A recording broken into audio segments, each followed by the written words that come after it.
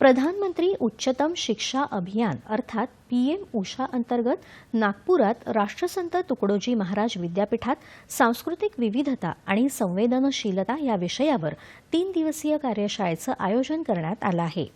National book ट्रस्टचे अध्यक्ष मिलिंद मराठे यांनी कार्यशाळेचं उद्घाटन केलं। नवोन्मेषामध्ये समाजातल्या सर्व घटकांच्या गरजा पूर्ण करण्याची क्षमता असल्याचं मराठे यावेळी बोलताना म्हणाले।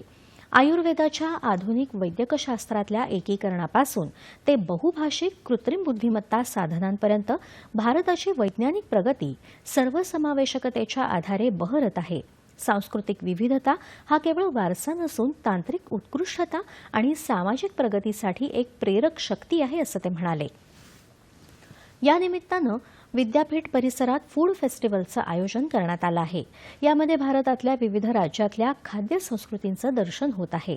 आज या कार्यशाळेचा समारोप होणार आहे। विद्यार्थ्यांमध्ये कल्चरल डायव्हर्सिटी असते, पण ती डायव्हर्सिटी आपण युनिटीनी कशा पद्धतीने आपण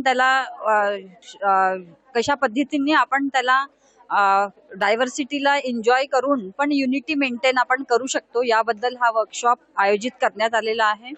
आणि या वर्कशॉपच्या मध्ये आपण 8 प्रकारचे विविध कार्यक्रम आयोजित केलेले आहे। हे फूड फेस्टिवल एक आयोजित करण्यात आलं आहे। यामध्ये विविध रिजनल फ्रूट्स म्हणजे आजच्या या स्टॉलमध्ये भारतातील सर्व प्रदेशातील स्टेट्समधील विविध प्रकारचे फूड्सचं इथे स्टॉल्स लावण्यात आलेले आहे। त्याचप्रमाणे उद्या या 3 दिवसीय वर्कशॉपचं समारोपीय सेशन आहे। त्याआधी कल्चरल इव्हेंटही आहे।